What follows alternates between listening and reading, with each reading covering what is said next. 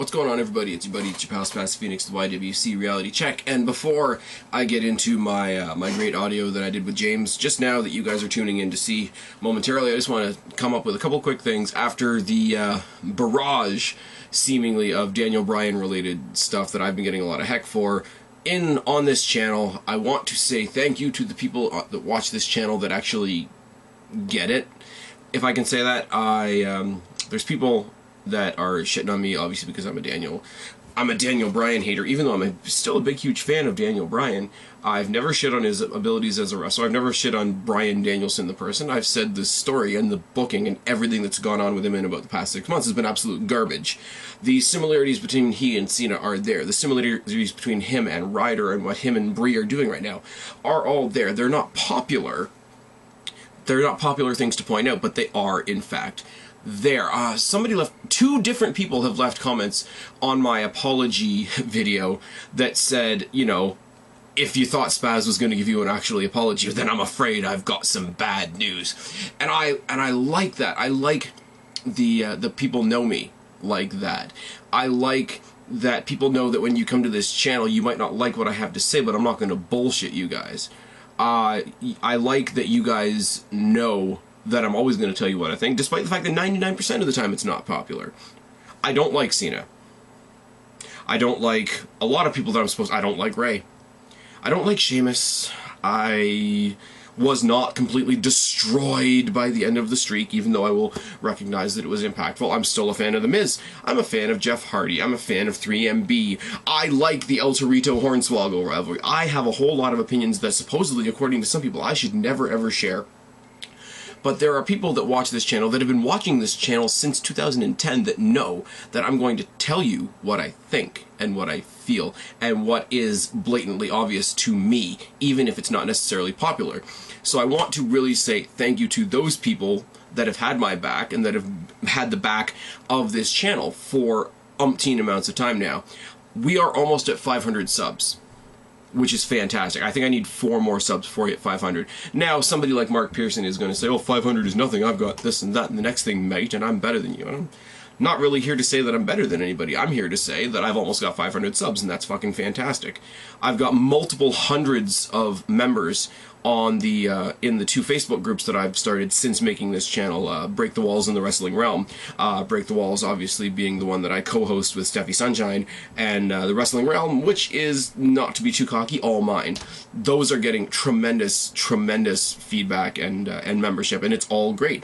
And all of you support this channel, which is great. Puitov, Pro Wrestling is Taking Over Facebook, is not my group, but Abel Herrera and Sal and all the guys there, with the exception of Twitwow, that have welcomed me there with open arms and supported this channel and gotten me involved in all the games and shit that they do on their channel are fantastic. You guys watching me right now that have taken on this this new concept that I'm trying to get up off the ground, Ask the Phoenix, the monthly Q&As, and have given me fantastic responses. I got, what, 70-something questions on the first one, and I've already got over 50 for the one that's coming up at the end of this month. That's fantastic. So you know what? I might not always have the most popular point of view, but the people that have been with this channel for a long time have always supported me. And I just wanted to take a quick second and have a ramble to tell you guys that without any sarcasm and without any, you know, big up and cockiness or whatever, I really do appreciate it. Thank you. Enjoy this video I did with James. It was great. It might not be the last. I'm going to stop rambling. You guys can enjoy the collab that's coming up momentarily. See ya. They say I'm cocky, and I say, what? It ain't bragging, motherfucker, if you back it up. What's going on, everybody? It's your buddy, it's your pal Spaz, Phoenix, the YWC Reality Check, and you guys know the deal. It's been a while, but if you don't see my pretty sexy face, you know I'm not alone. Say what's up, buddy. What is up, guys? It is I, your buddy and your host of the YWC, FearTheSpear1990, coming back at you live from the Nerd Lounge of Awesomeness with my good Canadian wrestling nerd, Spaz Phoenix. How are you all? Welcome to this YWC Reality Check. Very, very nice. Haven't done a video with you in a while, man. Like, I haven't done a video with you since we did one with Kara a while ago. and me nerdgasming in the background at every single mention of Batista. Batista rules, Mark Pearson can suck it. So what's that? We went about 20 seconds before we brought some YWC drama into the video.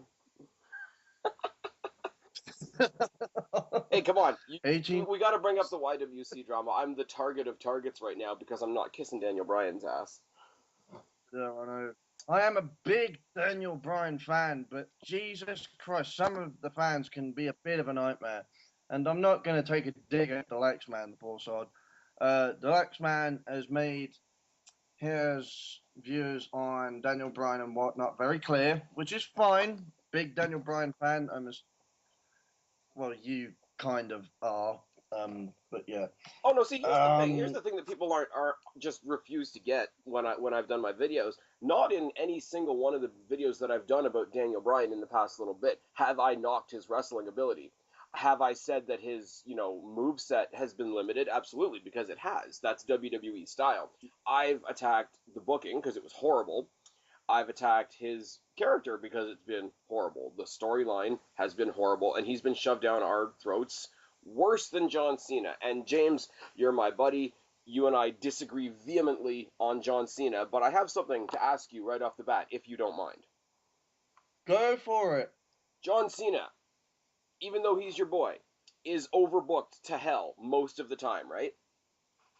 Most of the time, yes, but in the last 2 years, since his fantastic feud with CM Punk, which I will highly doubt Punk will return, but we'll attach that in this video at some point, don't worry. Oh, fucking hell. In the last 2 years, when Cena lost to The Rock at WrestleMania 28, which I've already expressed how pissed off I was about it, but I got over it. Cena Apocalypse, guys, go watch Cena Apocalypse 1 and 2, especially Part 2. Cena Apocalypse gave me a better understanding of Rock versus Cena. Let's not even go there. That's been done to death by everybody in the internet.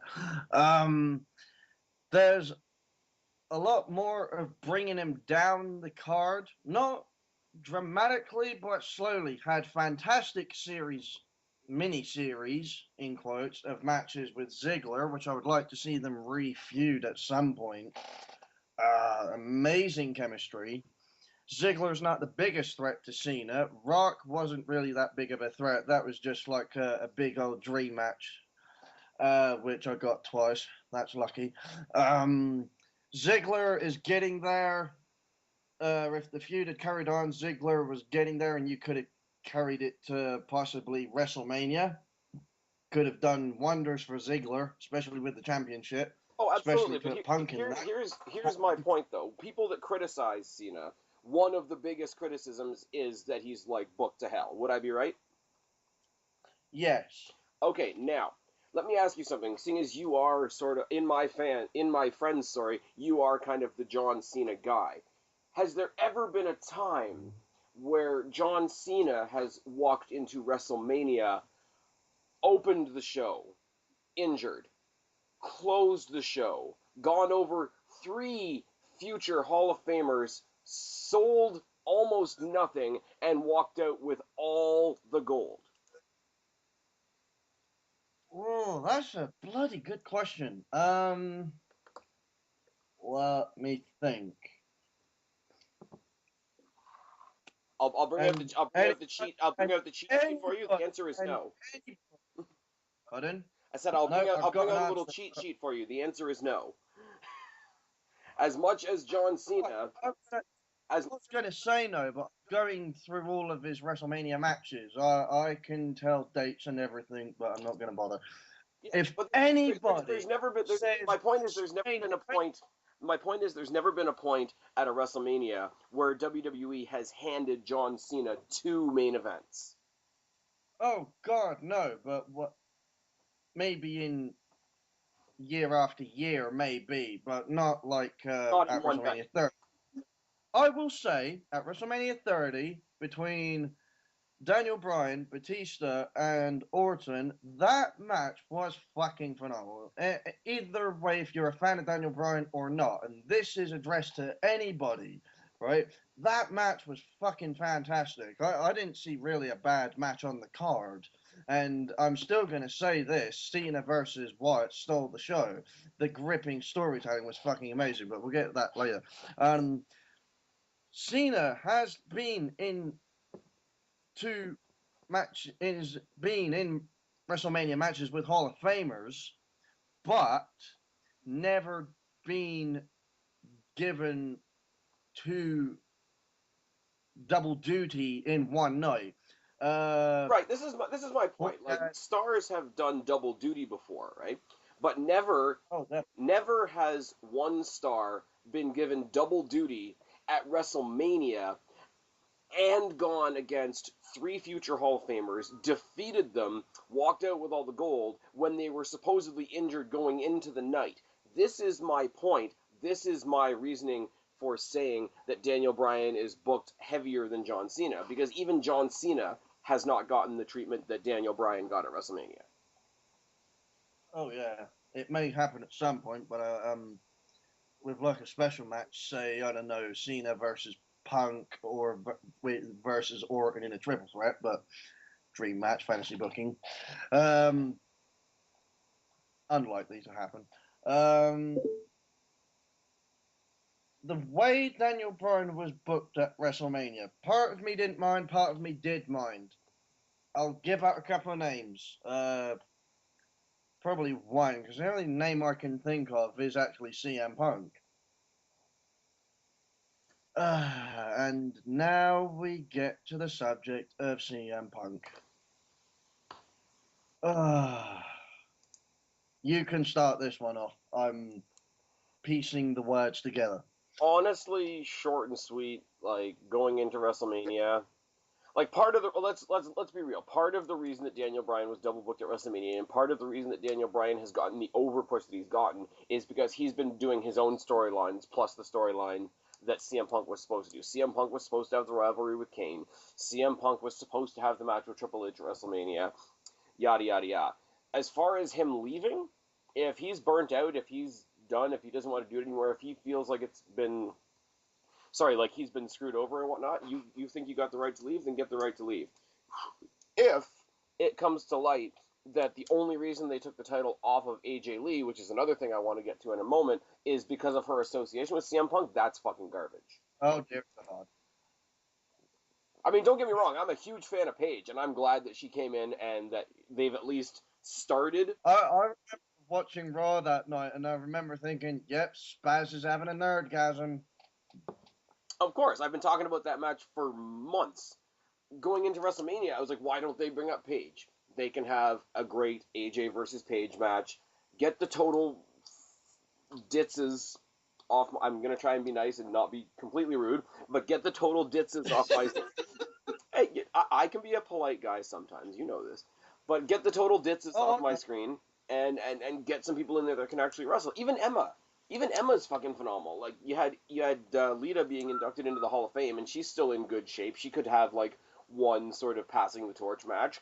Even if AJ lost, like, if she lost to Paige at WrestleMania, that'd be fine. If she lost to Paige in a triple threat match with Lita, that would be fucking phenomenal. But, like, she's sitting there with the Total Divas, and half of them suck, and Vicky Guerrero's involved again for absolutely no reason, and she almost lost to an ass in the face. Like... Oh, God, that was horrible. Oh. The match was okay-ish at WrestleMania, which is all down to a lack of booking with the Divas division, which kind of fucks me off a little bit. Getting back to the whole CM Punk thing. If Punk truly left because he thought facing Triple H at WrestleMania was not a big deal, newsflash for you, you selfish turd. Newsflash, CM Punk, who I hasten to add actually blocked me on Twitter, by the way, after I sent him a message saying, I think it's bullshit, you haven't addressed the fans, and basically you screwed yourself out of this year's main event of WrestleMania. I was completely upfront and honest, and I was careful with what words I chose, and he blocked me on Twitter about 2 or 3 days later, like I give a shit. I am a big CM Punk fan. You know this, Spaz. You know I love CM Punk to death. But Jesus Christ, right? Triple H is one of the biggest main eventers you could ever have a match with on any pay-per-view, whether it be Royal Rumble, Elimination Chamber, WrestleMania, SummerSlam, Extreme Rules, whatever. Had a fantastic rivalry with Sheamus, had fantastic rivalry with Orton, but yes, the match at WrestleMania 25 lacked that stipulation that fans were begging for, unfortunately. Match was good overall. He had Triple H had great matches with Shawn Michaels, which never got to be at WrestleMania, unfortunately. What other rivalries has he had? He's had The Rock. The Rock for the Intercontinental Championship. God, that's going back some years. Austin, just fantasy booking. Rock versus Austin versus Triple H at WrestleMania. The dream triple threat match. Triple H and The Rock was a rivalry that started, and then it went through, and it was for the mid card title, the Intercontinental Championship. The rivalry continued, and the rivalry continued right to the main belt. Like that's follow through in a rivalry, and I think that's one of the reasons Rock and Triple H is severely underrated by some people. Oh God, that rivalry was amazing. I mean, it's not as good as Rock Austin because Rock Austin was Rock Austin, but Rock Austin Part 4. Just saying, it could happen. It could happen for nostalgia purposes, and the sad thing about that is Rock Austin again would have a couple of things going against it. Number one, obviously you got to worry about Rock being rusty. Number two, you got to worry about Austin and what kind of condition he's in. Number three, you got the butthurt fans that are out there that are, a lot of them either don't like him because he, went up against Cena, so anybody associated with Cena is bad. They don't like him because he took the title off CM Punk, which I can kind of understand. So would it be? It's potentially good, but at the same time, you really have to be careful how you did it because the fans, no matter how you do it, are going to be they're going to be looking for reasons to criticize The Rock, and it'd be hard to get around that. If I may ask, are you going to see The Rock's new Hercules movie? I might. I love what he's done I love the element that he has added to the Fast and the Furious series. Oh, I love his character. Such a good character. Awesome. Yeah. What do they call him? One of the guys in the movie calls him like oiled up Hercules or something like that in the Samoan Thor. Samoan Thor, yeah. Close enough. I haven't watched the movies in a little bit, and Paul Walker passing away, rest in peace.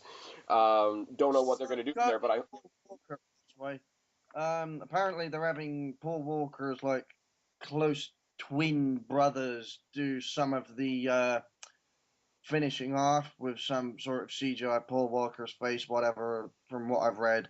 And I will clarify this right now to anyone out there, minus Spaz, because he knows this, right? Anyone out there in the YWC, including Mark Pearson, the fucking nutcase, I am not a hater of The Rock. I just didn't like the way they kind of booked him with the championship, but obviously that's understandable, partly due to his schedule, fair enough. But they shouldn't have given him the belt. Let's be real. Like point. Oh, definitely. It was the only way we were going to get the some sort of. Basically, if we didn't give Rock the belt, we wouldn't have had that fantastic match with CM Punk and Cena on Raw last year. Let's put it that way. There are a few Here's the thing. I don't think I agree with that. I don't think you needed to give The Rock the title because you could always have. I mean, Triple H and The Undertaker have proven this. Shawn Michaels and The Undertaker have proven this. You don't necessarily need a reason to have a WrestleMania rematch. So Cena and The Rock could have gotten there some other kind of way, and I don't think leaving the title on Punk and letting him do what he was doing with the title would have been a bad thing, because just he could have kept on with the title because that was his thing, and the match, even though it was a rematch, could have been a thing on its own without the belt. Could have had a triple threat match. That would have been interesting. Yeah. Would have shown signs of Cena struggling, which is another subject I've discussed about numerously. Cena struggle? Unless your name is either CM Punk or Wyatt, that doesn't happen.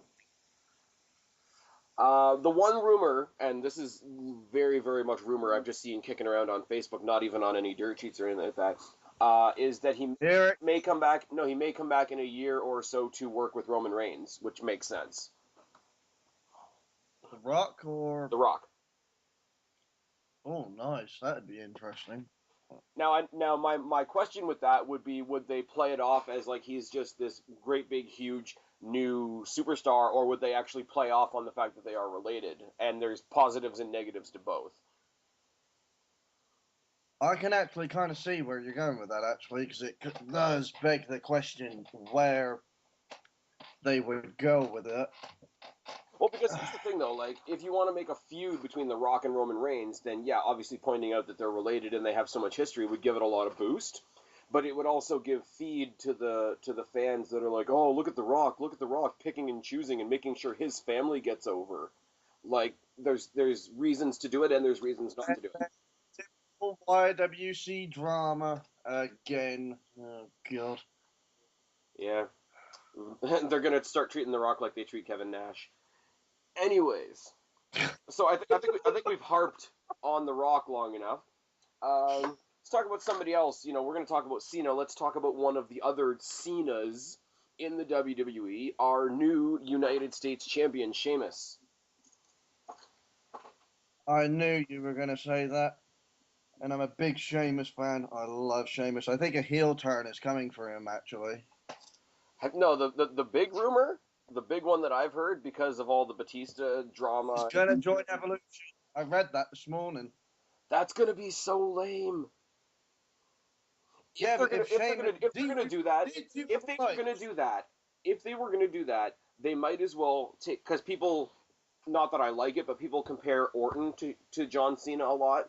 If they were gonna do that and have a wicked, yeah, people compare Orton to Cena a lot. They think, oh yeah, Orton gets overpushed just as much as Cena. I'm like, you're crazy. But if you're gonna create the ultimate heel faction, put the three guys that people really can't stand together.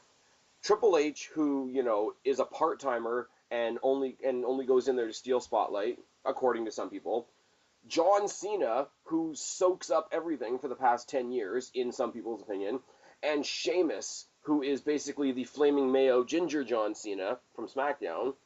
Put them all these guys that used to be like super great, like good guy face guys, put them all together, and it would be, and I'm not overstating this right now, it would be an NWO version of Evolution. Interesting.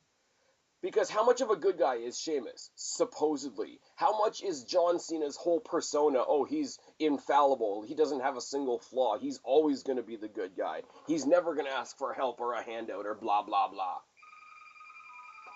Stop that. Beat Seven, Furleys. I can play them, can't I?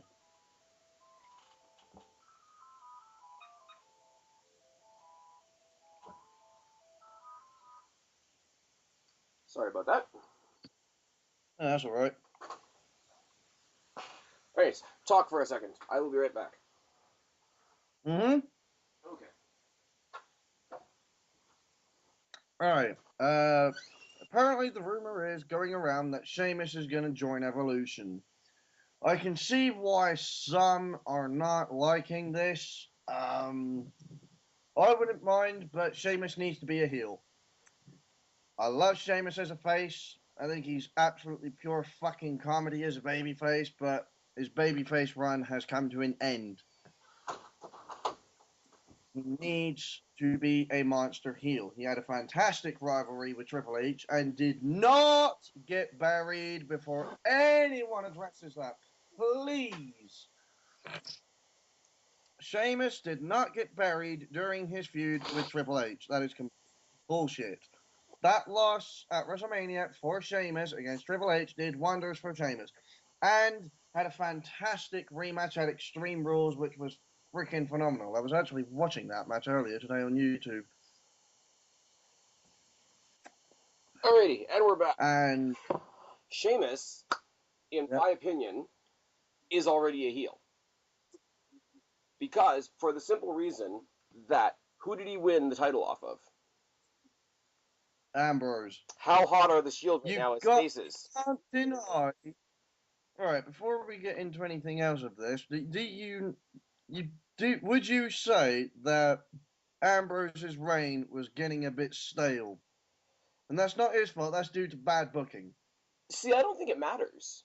And this is why I'm saying Sheamus' U.S. title really isn't going to matter. Because the way the WWE is presenting it, it doesn't matter that Sheamus is the champion. What matters is Triple H took the title away from Ambrose.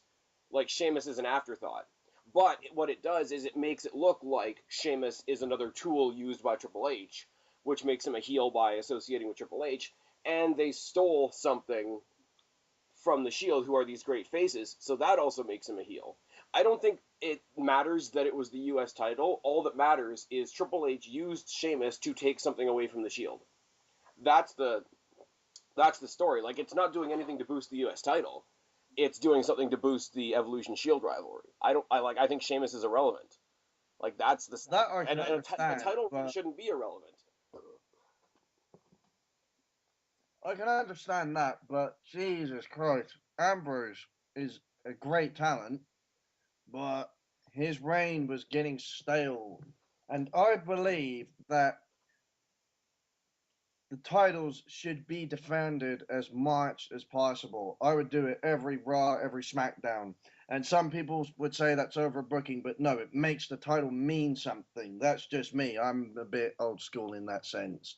Yeah, but I mean, he did defend his title. He was out there having singles matches. He had great matches with Kofi Kingston, which is hard because that's Kofi Kingston, and he had good He had a good set of matches with Dolph Ziggler. Like, it's not like Dean Ambrose never had singles matches. Obviously, they were a lot more tag team scenarios because WWE's kind of stuck on this 3-man team stint. But I mean, it's not like he was never wrestling on his own. I mean, look at SmackDown this week. He had his rematch with Sheamus. Reigns had his match with Mark Henry, and Rollins had an awesome outing with Batista, which I'm sure made you happy. Yeah, it did, actually. Shield is fantastic right now. The Shield is in a great place, despite what some fans say about Triple H, right? Speaking of Triple H and Batista and Orton, do you think... Oh, by the way, the match at Extreme Rules was fucking outrageously phenomenal. Rollins guys that high spot from Rollins jumping off of the crowd was fucking ridiculous. That is so Jeff Hardy. Yep.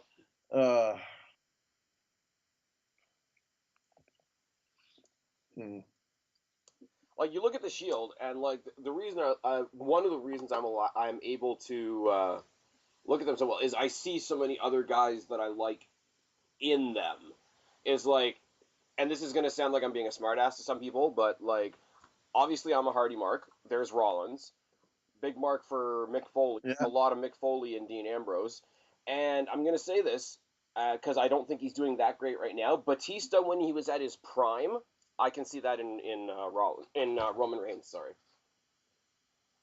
I see a combination of Batista and Goldberg in Reigns due to the relation with the Spear. There's a lot of power and intensity there.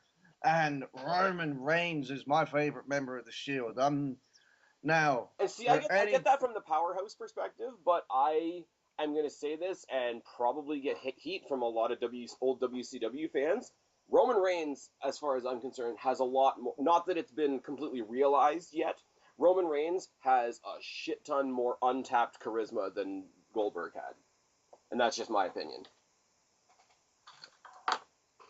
Strangely enough, I would partly agree with you. I do think that Roman Reigns has the best spear since Goldberg and Batista. Edge had a great spear as well, but Edge's was more theatrical. Yeah. Christian. You know what I love even more than his spear is when the Superman punch, but it's not even like, because even when they were heels, Roman Reigns was great at getting the crowd behind him. When he does the big, cocking the gun on his arm and punching the ground and just like losing his shit and screaming with the crowd and everything. Because even, like I said, even when they were heels, he still had them behind him. So I know what you mean, because Edge would always do that crazy, like, the one hand out, like begging the guy to get up again and pulling his own hair out and shit like that. Actually, now that I think about it, there's a lot more Edge in Roman Reigns. You know what? Roman Reigns is a big jacked up Edge. There's my new statement. I can see that quite a bit, actually. There's a combination of the three kings of spears, just saying. Here's a scenario. Take Edge, like Edge's mentality, Edge's talent, and all that, and put it into the body of Goldberg, and tell me you wouldn't get Roman Reigns out of that equation. Chuck a bit of Batista in there, and holy fuck. So here's the question. Here's what everybody asks. First of all, do you think the Shield should break up soon?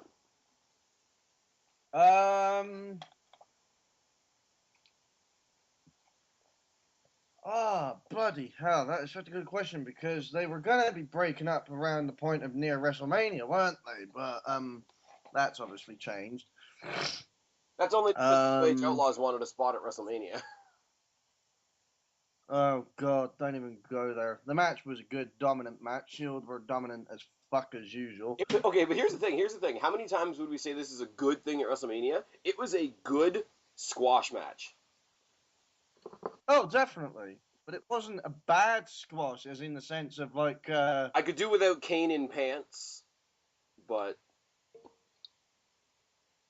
just saying corporate... I'm assuming corporate Kane has overstates returned to the mask. I'm assuming you're happy that Kane is wearing the mask again and back to his old self. I think Kane thinks he's back on the set of See No Evil. Honestly. Because everything... And I've done this, and I did this in my last video, and people don't like it, but the fact that you don't like it doesn't make it any less true. This is a carbon copy of what they did with Zack Ryder and Eve. Except Eve was slightly a better actor than Brie Bella. Like, True, I can't remember the last time that I saw Kane as anything legit, and that is really sad.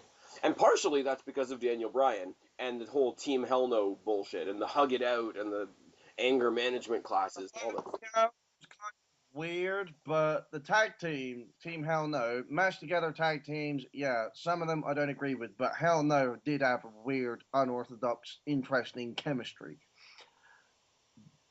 I'm going to politely disagree. Down. I thought they had chemistry, but not like tag teams like Cena and Orton, or even Cena and Orton as tag team. They were fucking great as a tag team. Seriously, you can't deny it. Their chemistry in the ring, even when they're facing each other, which I will probably get to later, but I do agree that Hell No did kind of, I wouldn't say anchor the tag division, but it kind of... Well, Hell No was a noose on the tag team division, because who else did you have? You had, like, R-Truth and Kofi Kingston and the Usos and Epico and Primo at that time. Now, who out of any of them... but seriously, man, who out of any of those teams is going to believably defeat two former multiple-time world champions? Like, as soon as you have champions that can't be beaten, you've killed the division. Yeah, you also had the primetime players before they broke up. Billions of dollars! Billions of dollars! Sorry. And how are they doing now? Not brilliantly. Oh my god. Freaking You had Titus Rhodes O'Neil, Scholars. the barking, and it's just bad. You had Rhodes Scholars, which was a fantastic tag team. And Cody Rhodes honestly, needs to stop leading tag teams. I have to say, and this is going to get me shot in the face, but I will tell you now, although Sandow is a great talent, I don't think he was ready for Money in the Bank at that point. Oh, obviously not, especially when Cena was the champion. You know they weren't going to have Sandow go over Cena. I think that was 2013. Yeah, and now he's out on Raw dressed as Magneto. Hilarious. He got hip tossed by somebody that's not even a wrestler. I'm just putting that out there. Just pointing out that Hugh Jackman has always been a big wrestling fan. Just saying. My pick for Money in the Bank last year was Cody Rhodes. He could just now. This is going to get me shot in the face, but Cody Rhodes and Cena could have great matches. Of course they could. Look at the rivalry that Cody Rhodes had with Randy Orton. Oh, amazing! When he got busted open on TV and they weren't allowed to show it. Look what Cody Rhodes did for the Intercontinental title before they fucked it off to Christian. Don't even go there. Well, at least he brought back the right belt, because the other belt that kind of looked like a Tylenol made out of metal was no good. But seriously, they need to stop throwing him in random because there are like. Here's the thing. You look at a team like Rybaxel, and Rybaxel as a team has fans. But if you look at a tag team with Cody Rhodes in it, there's fans of Cody Rhodes. Oh, yeah. And not necessarily the team. Like, people got behind Sandow as well, but they weren't behind the team. People are behind Goldust for the nostalgia factor. But, like, it's still two individual guys. It's like, okay, they need to cut to the chase. They need to, sooner or later, do the brother versus brother match and get it over with. Do it at SummerSlam. Do it at WrestleMania next year, but get it over with and let Goldust go and. Cody Rhodes versus Goldust. Yep. Jesus Christ on hell. Anyways, enough of that. My question to you originally was about the Shield. Now, when they do split up, do you want it to be a tag team and a single? Do you want it to be 3 singles? Do you want them to be face, heel? How do you want them to combination off? 3 singles, and okay, I'm going to be biased, but I'll admit it, unlike some people, I want Roman Reigns as a face and see him push to the moon. Ambrose could go for Ambrose and Rollins will get their push as well, but the main focus is Roman Reigns. It's clear, whether fans like it or not, and can be butthurt as the Lex Man when Sheamus won in 18 seconds, it is tough shit. Reigns is going to be the biggest in pro wrestling at some point, because Cena is somewhat in the mid-card, bringing Bray Wyatt to the main event. We'll address that later. Excuse me. And Reigns is going to be the new golden boy, but I think with the fact they're not giving Reigns a massive push as quick, they're not making the same mistake they did with Cena, because basically Cena got a push because Lesnar was burnt out and left, because Lesnar had pretty much done everything in the short time he had when he first came into WWE. And the company were looking around, and we had a Hogan-Andre type of moment at WrestleMania 20, and I know that's going to piss people off me saying that, but that was like a Hogan versus Andre moment at WrestleMania 20 with Cena versus Big Show. And it did some interesting things for the United States Championship. Just that's my opinion. And Cena got pushed from the mid-card up into the main events and so on and so forth. And for the last 10 years, some people have been complaining and bitching, and some have been loving it and being all happy like a bunch of hippies. I like what they're doing with Roman Reigns, is they're not pushing him too quick. If this makes any sense, they're doing it carefully, because I think WWE can understand some of the mistakes they've done with pushing Cena far too hard. Okay, because here's my layout of what I would like the Shield to do. Obviously, Roman Reigns is going to go on and be a big main event babyface. Now, two choices that they've got for the other two: keep Ambrose and Rollins together as an amazing tag team, let them have a run, be it face or heel, or split the two of them up, let Rollins be the big babyface in the mid card, and let Ambrose go on to the main event and be a main event heel. That could work. I think Ambrose is better as a heel. I don't think he could do a babyface. He probably could, but he's so good as a heel. Yeah, no, that's what I'm saying. Like, if he's on his own, then yeah, he's going to be a heel. If Rollins is on his own, he's going to be a babyface. But at the same time, they work so well together. So because they work so well together, if they stay as a tag team, I think they could pull it either way. Because even though Ambrose is a heel, he's still a likable enough heel that people will cheer for him. Same thing with Rollins. Rollins is a good babyface, but he can bring that crazy aspect. Rollins was over as fucking NXT. He had amazing matches. And first NXT champion. Exactly. Shit, what was I going to say? You could put Ambrose in some great matches. I reckon at some point he could have some great rivalry with Cena. We'll get to Cena later, but you probably know where I'm going with this.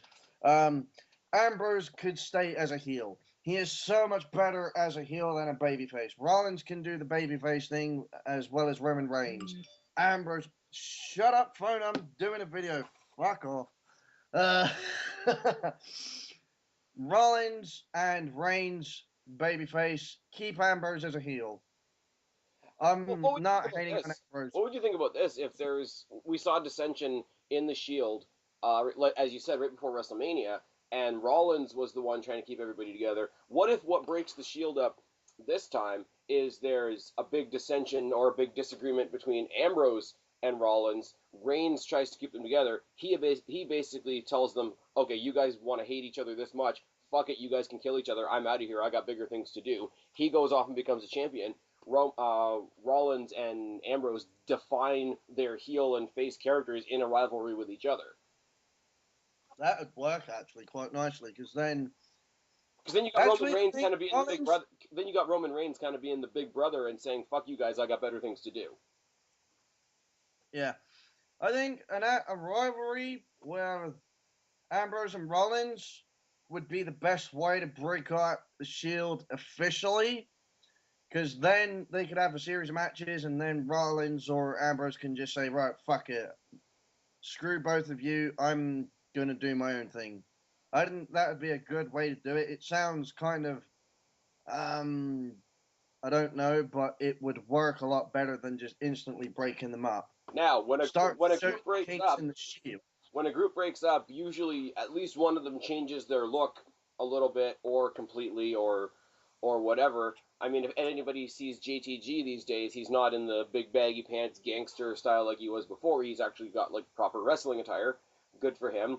Now, the Shield with their military-looking SWAT team, looking like the vests and whatnot, I would think out of any of them, that look mostly suits Roman Reigns, and I think the rest of them would go to more, not to change their look completely, but the other ones would go to more traditional wrestling attire and a more traditional wrestling look.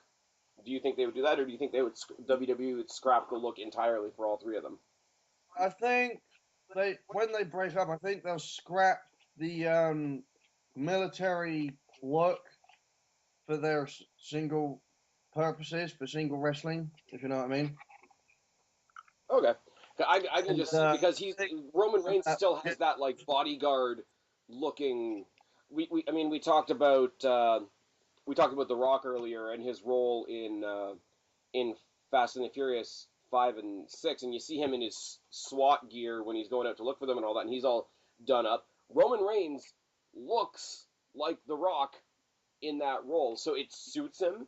So if any of them were to keep it, it would make sense that it be him.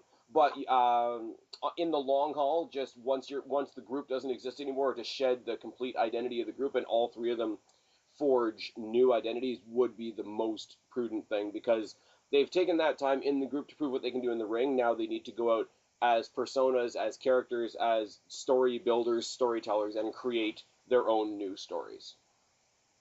Oh, I agree. And the one that's going to get the most attention out of that is Roman Reigns.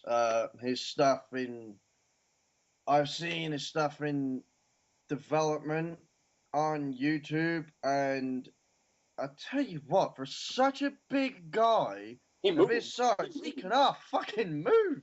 Yeah. Anyway, It's like I think we've talked the Shield to death. Let's talk about somebody from your corner of the world a little bit. Let's talk about the new Intercontinental Champion.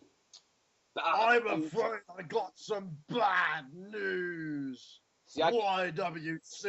See, I can't do the accent. This is why you're here. You do a good British accent. Go on. Oh, you mean when I talk like this? Yeah, I'm not doing that anymore.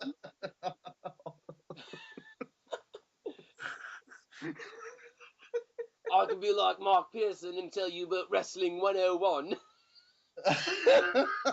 Okay, enough of that. But seriously, Bad News Barrett, for a guy in Wade Barrett that's had so many struggles and so many attempts at like getting a character over, it's cool to see that he actually has this one over, and it's cool to see that they're actually giving him a little bit of a platform with the Intercontinental Championship to actually go out there and get a fan following. And Biggie Langston wasn't doing anything. I thought Biggie Langston had a very good reign as Intercontinental Champion. Big E is one of the few big athletic guys of his size in a ring that can move that well. And he's one of the very few that I know in a ring that can do a perfect leapfrog. Yes. There's not many big guys that can do that. I've seen Big Show do it a couple of times, which is quite impressive, actually. Big Show, watch his matches. Yeah, Big Show has impressive stuff back in the day, which is just sad if you watch now. Somebody sent me a video one time. It was a collaborative video of all the different off-the-top rope moves that the Big Show has done, and that's kind of scary. And that's quite a while ago now. But you saw SmackDown this week, right? I've got it recorded, but I haven't watched it. But I watched some of the highlights on YouTube. Let me I watched a little preview and a little hint. We had on this episode of SmackDown Bad News Barrett and Cesaro as a tag team. Oh, nerdgasm! Now, can you imagine if they actually were a tag team and both Cesaro and Bad News Barrett were Paul Heyman guys? Holy fuck! They would go and they would take on Rybaxel and be like, no, this is how you be a Paul Heyman guy. But no, Bad News Barrett's in there and he's kicking ass. I love the fact that the Bullhammer is kind of getting treated like the RKO, whereas like it can come from anywhere. It doesn't always have to have like a ridiculous setup. Yeah. I fucking love Wade Barrett. And here's an interesting thing. Wade Barrett was actually supposed to face and defeat Undertaker at WrestleMania 27. Oh no. Are we going to talk about the streak on this video? If you want to talk about the YWC drama, then we have no choice now that I've just mentioned that. Bollocks. Shit. Oh. Sorry. We'll do that later. Yeah. Carry on. But here's my thing right now. I know that not a lot of people are happy about Sheamus getting the U.S. title. I know a lot of people are happy about Wade Barrett being the Intercontinental Champion. I know that even though he's supposed to be a heel, Wade Barrett is super fucking over with the crowd. And I know that WWE is going on tour across the pond very, very soon. How much of an awesome move would it be on their part for over in the UK, over in your neck of the woods, and my geography is shit, so you'll have to excuse me, but somewhere over in your neck of the woods, Wade Barrett challenges Sheamus to unify the mid-card belts, and Barrett becomes the mid-card unified champion. Oh, Christ. Now, regarding WWE's upcoming UK tour, there are no fucking dates in Manchester, and I have not got the money to go due to the festival season. STEPHIE, Bloodstock, whatever. And you listen to all that noisy music, don't you? Yeah, so do you, because I'm also a big Disturbed fan. Nice. And love Disturbed. Seriously, they're fucking awesome.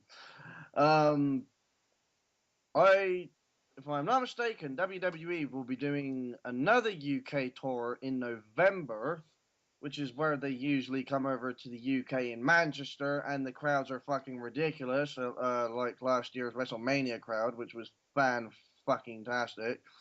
The UK fans, other than probably the likes of Canada and shit like that, and some parts of America, the UK fans, we destroy at crowd noise. We crucify at crowd noise.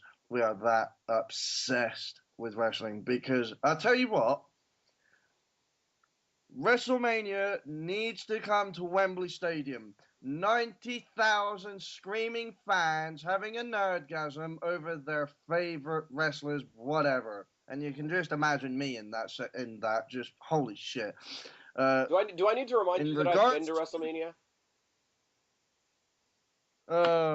What I wouldn't give to see Cena versus Hogan. Seriously, we'll address that in a few minutes. I saw something better. I was there live for something better.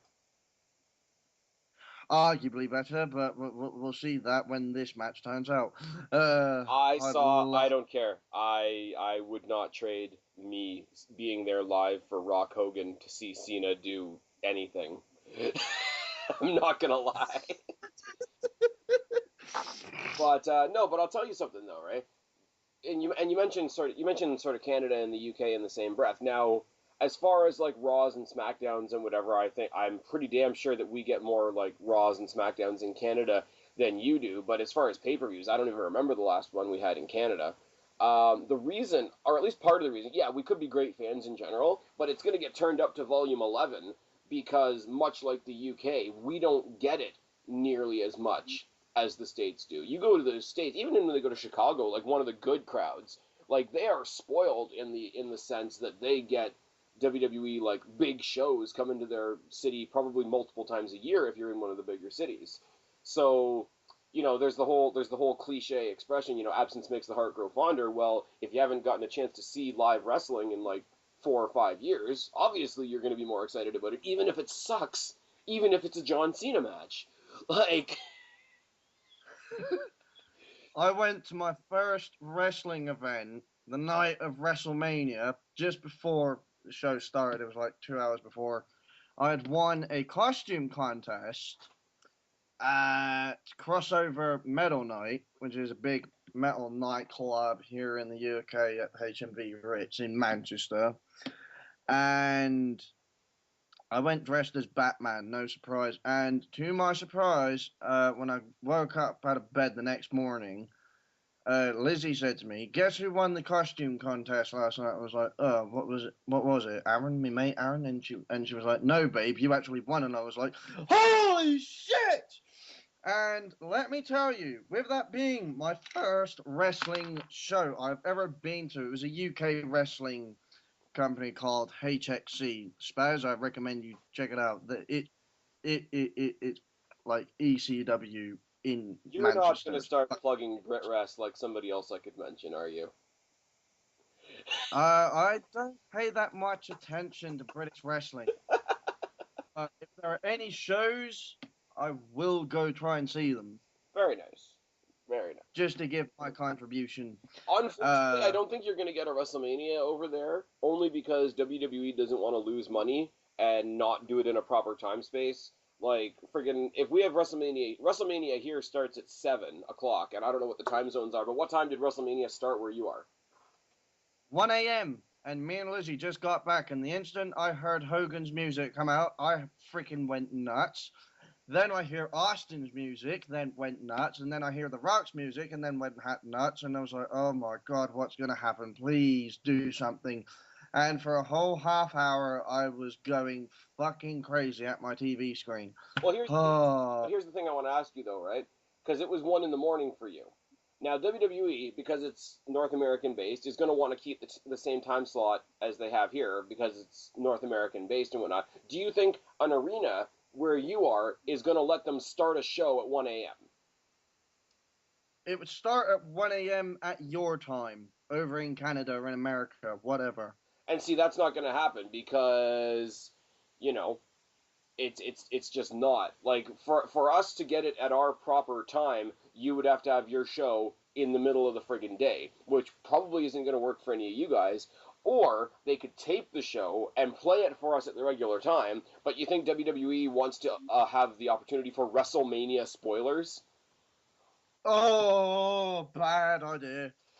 Yeah, exactly. Like, as much as I see people all the time, and I see, like, you're cool about it, but I see a lot of other people from your neck of the woods that are all ass hurt. It's like, oh, WWE's racist and America's horrible because they won't give us a WrestleMania. It's like, no, there's logical reasons why you're not getting WrestleMania. And it's like, I'm not mocking anybody, and I'm not saying it's necessarily right, but there's logical reasons behind why it's not happening. And the stage production with WrestleMania is fucking huge. It would cost... Obviously, they've got that kind of money, but there'd be a lot of preparation into putting a WrestleMania over in the UK, which part of me knows why it's never going to fucking happen. If it does, Jesus Christ, I'm so going. Well, and but too, because WrestleMania is not just a one-day event. It's like a week and a half of activities. Like, oh, Christ. A dream is to go watch WrestleMania live. Oh, yeah. I mean, like, think about fan access. Think about, what else is there? Like, all the, like, charity sporting events and all the things that happen in all the schools around that event and all that sort of thing. Like, it really, really does suck. But I don't see it happening. I mean, you can always get yourself a plane ticket and hop over here and come chill and watch WrestleMania when it comes to Canada, if it ever comes back to Canada. But unfortunately, I don't think that's going to happen. And you know what, man? We're going to have to do this again. We've waffled on for quite a long time, and to anybody that's still listening, you are all champions. But I got to start cutting this off. Want to thank James. Shall we talk about some of possible next year's WrestleMania and then finish it off? How about we leave that as a teaser, and we will do another one, and we will fantasy book WrestleMania 31. Cena versus Hogan needs to happen. Seriously, Hogan has got one match left in him. Oh, if he's still alive. If he's still alive. Now, for people on YouTube that don't know, James, tell them where they can find you. Right, before I plug my channel, Sting versus Taker needs to happen at next year's WrestleMania, and so does Cena versus Hogan. That's those two out of the way. And possibly Goldberg versus Roman Reigns. Yes. And you can find me at youtube.com/user/FearTheSpear1990. You will find it in Spaz's description box below. Subscribe up there, talk down there, and keep this conversation going. All right, guys, that's been me. That's been James. I've been Spaz, your YWC reality check. Subscribe up there, like he said. Talk down there, like he said. Keep this conversation going. Like he said, don't be a stranger. I'll talk to each and every last one of you later. But for right now, I'm tagging out. Bye, guys. Like me, don't apologize. They can hold you down. You were born to rise. It's our time now to come out. If you're a freak like me.